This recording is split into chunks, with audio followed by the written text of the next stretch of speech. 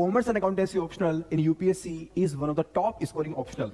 As per the latest UPSC annual report, it is also providing more than 12% success rate, which is way higher than many other optionals. We are providing many free initiatives on commerce optional for the beginners. You can join our Telegram channel and you should follow our YouTube beginner series by the toppers and the teachers. You can also schedule one-to-one mentoring call with me to plan your strategy for the commerce optional. Our courses on the commerce include classroom course, enriched study material, detailed solution of the previous year questions, and the daily answer writing mock test and practice. We are also adding the value through value additions.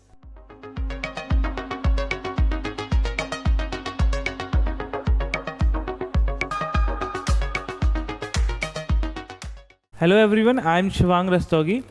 So today we will be discussing a very important part of our paper 1 of commerce and accountancy, that is financial accounting.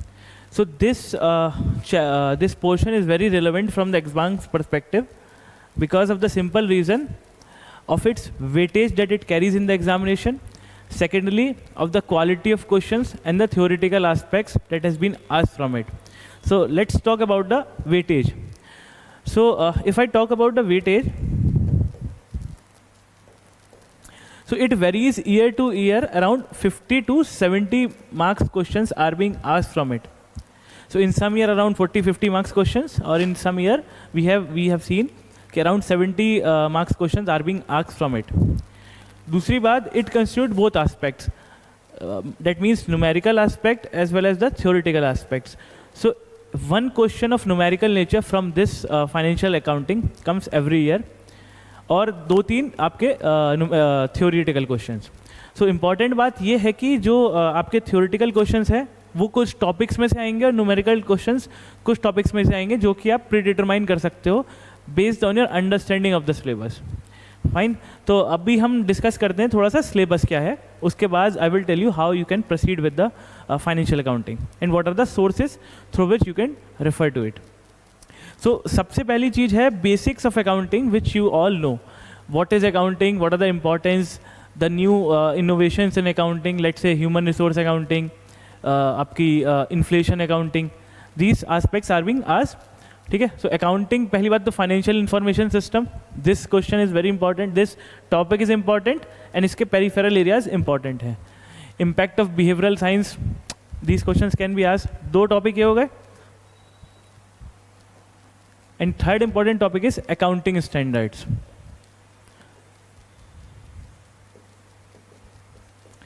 So we have 2 sort of accounting standards, the old accounting standards and the new evolved accounting standards जिसको हम बोलते हैं Ind AS. So वो भी आपको पढ़ने हैं. And you don't have to read all accounting standards. You just have to read around 10 to 12 accounting standards which are being specified here, और based on your understanding of PYQs you can refer to those. उसमें भी क्या करना है I will tell you. देखो पहले देख लो accounting standards कौन से करने हैं. You have to read about depreciation, inventories, R&D, contingencies, foreign exchange, fixed assets, revenue recognition important, long-term contractual contract, investment and government grants, cash flow statement जो कि accounting standard 3 भी है, जो कि आपका एक और टॉपिक भी है अलग से, एंड आपका अर्निंग पर शेयर. तो 5-10-12 अकाउंटिंग स्टैंडर्ड्स आपको पढ़ने हैं. इसमें क्या करना है आपको, majorly what sort of question are being asked, 10 to 15 marker questions. तो आपको उतना ही पढ़ना है. 1-2 पेज पे आप इनके सारे के नोट्स बना लो.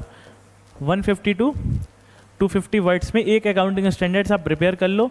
उसमें उसको मीज़र कैसे किया जाता है, आपका रिकॉग्निशन कब किया जाता है, कैलकुलेशन कैसे किया जाता है, और प्रेजेंटेशन कैसे किया जाता है उसका. ये 4 एस्पेक्ट में इसको डिवाइड कर लो. डिफरेंट आप एक बार 2 पेजों के नोट्स बना लो सारे अकाउंटिंग स्टैंडर्ड्स के. थ्योरी आपको याद करनी है and you are good to go for this topics of the accounting. बहुत ज़्यादा डिटेल में नहीं पढ़ना है, एक ओवरऑल अंडरस्टैंडिंग होनी चाहिए आपको. ठीक है. Then you have accounting for, ये तीसरा टॉपिक हो गया. अभी तक आपके कोई न्यूमेरिकल चीज़ नहीं है. Now comes the part of numericals. Accounting for share capital, ये वही शेयर कैपिटल की अकाउंटिंग है जो कि हम क्लास 12th में पढ़ रहे थे. मतलब जनरल एंट्रीज हैं इसमें, जनरल एंट्रीज आर हेयर, ये आपको पढ़नी है, सेम है. Then you have topics like bonus share, right share, ESOP और बायबैक ऑफ शेयर्स। इन पोर्शंस में से मेजरली आपकी थ्योरी इंपॉर्टेंट है, 10 to 15 मार्कर्स थ्योरी इंपॉर्टेंट है। आपकी बायबैक हो, राइट शेयर हो, यहाँ पे ईसॉप हो, या फिर आपके बोनस शेयर हो, इन 4 एरियाज में से आपकी थ्योरी इंपॉर्टेंट है। So again prepare theory from these areas. Accounting for share capital वाले में चैप्टर में से बहुत ज़्यादा थ्योरी इंपॉर्टेंट नहीं है, इन चीज़ों की आपकी थ्योरी इंपॉर्टेंट है। एक बार आप इनके न्यूमेरिकल्स भी देख लेना, इन द सेंस कि आप एक बार जनरल एंट्री देख लेना, सो डैट कि आपकी अंडरस्टैंडिंग बड़ी हो जाए। बट 4-5 साल के if you look at the previous year questions are rarely being asked from this, so as a smart strategy read the theoretical aspect from this. Then comes the core numerical चीज़ आपकी जो है, जो 5th topic है आपका, preparation presentation of companies final accounts. That is very important. एक पूरा 20 marker question हर साल या फिर 1-2 साल के अंदर में आपको देखने को मिल जाता है फुल फ्लेज कंपनीज अकाउंट्स में। इसमें you have to prepare statement of profit and loss account plus balance sheet of that company. So you have to prepare both the things plus notes to accounts. So it's a long question, lengthy question. For that you need accuracy, you need speed. So generally what we used to do, हमें time लगता है ऐसे questions को करने में। Difficulty question level का tough नहीं है, it's a moderate difficulty, standardise question है, but it requires time, therefore you need lot of practice in order to attempt this sort of questions.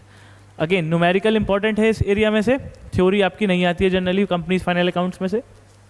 Then you have another 6th + 7th आपके topic, amalgamation, absorption and internal reconstruction of the company. हमारे course में external reconstruction नहीं है, so you just have internal reconstruction. We have seen recently in the previous 5 year questions कि generally in दोनों में से question एक आ रहा है, या तो एमलगेमेशन पूछा जाता है या फिर इंटरनल रिकंस्ट्रक्शन पूछा जाता है। अगेन एमलगेमेशन और इंटरनल रिकंस्ट्रक्शन में से थोड़ी सी बेसिक थ्योरी भी इंपॉर्टेंट है कि इंटरनल रिकंस्ट्रक्शन किस किस तरीके से हो सकता है, what are the forms, and you have amalgamation by nature of purchase और मर्जर में क्या डिफरेंस होता है। So basic sort of questions can be asked in the theory also. However amalgamation की जो न्यूमेरिकल्स हैं वो थोड़ा डिफिकल्टी साइड में रहता है, it is not date of easy level. Amalgamation का थोड़ा टफ रहता है, इंटरनल रिकंस्ट्रक्शन का एक स्टैंडर्ड न्यूमेरिकल रहता है, तो आप उसकी अच्छे से प्रैक्टिस कर सकते हैं। तो बेसिक स्ट्रेटजी यही है इस पूरे एरिया में से। फाइनेंशियल अकाउंट्स को पढ़ने के लिए आप अपनी जो बेसिक एरियाज हैं उनकी थ्योरी स्ट्रॉन्ग कर दीजिए। फर्स्ट सेकंड अकाउंटिंग स्टैंडर्ड्स की theory, bonus, right shares, ESOP और बायबैक की, ये 5-6 टॉपिक्स है। हर टॉपिक को आपको 150 to 200-250 वर्ड्स की थ्योरी आपकी स्ट्रांग होनी चाहिए। उसके पेरिफेरल एरियाज में ये नहीं है बस ईसॉप के बारे में बताए, what are the provisions in their companies act जो कि दे रखे हैं, वो थोड़ा सा आपको पता होना चाहिए। देन न्यूमेरिकल क्वेश्चंस में से ये तो इजी लेवल के जनरल एंट्रीज जो कि आपको आती ही होंगी, थोड़ी सी इसमें आप अच्छी प्रैक्टिस कर सकते हैं जिससे स्पीडली आपकी क्वेश्चन कंप्लीट हो जाए।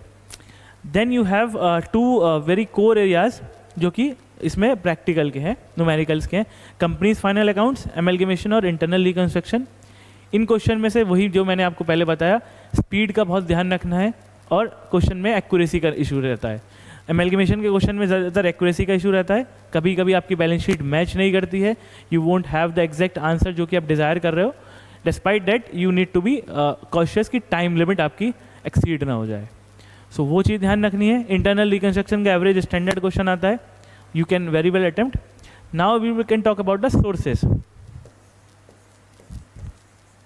Sources या फिर आप बुक कौन सी बुक से इसको प्रिपेयर कर सकते हैं। So I would say कि it is very difficult to prepare all these things from a particular book. तो it is better to refer a coaching institute notes क्योंकि वो अपना 200 वर्ड्स में आपको चीज़ें प्रोवाइड करा देंगे। Then ये जो इशू ऑफ शेयर्स है या फिर कंपनीज फाइनल अकाउंट्स हैं, इंटरनल रिकंस्ट्रक्शन या फिर IR है, you can refer to the book of JR Monga जो कि आप ग्रेजुएशन लेवल में ही पढ़ते हैं, या फिर जो आपने अपने ग्रेजुएशन में कोई बुक पढ़ी हो, you can refer to that also. So there is not a hard and fast rule, जिस बुक की लैंग्वेज से, जो कि प्रेजेंटेशन से आप कंफर्टेबल हो, you can refer to that. So I would say JR Monga book is fine with that. ठीक है, so that is it about it, all about this accounting as a financial information system and impact of behavioral science. You can very well Google about it, so that you will be able to know about different accounting practices, या फिर जो कुछ कुछ नए updates आ रहे हैं वो थोड़ा सा आपके पास पता होना चाहिए. So that's it about financial accounting. I hope you will be able to get some insights from this video. Thank you very much.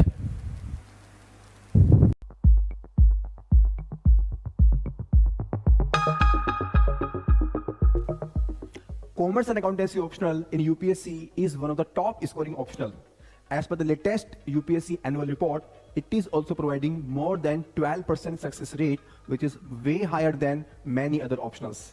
We are providing many free initiatives on commerce optional for the beginners. You can join our Telegram channel and you should follow our YouTube beginner series by the toppers and the teachers. You can also schedule one-to-one mentoring call with me to plan your strategy for the commerce optional. Our courses on the commerce include classroom course, enriched study material, detailed solution of the previous year questions, and the daily answer writing mock test and practice. We are also adding the value through value additions.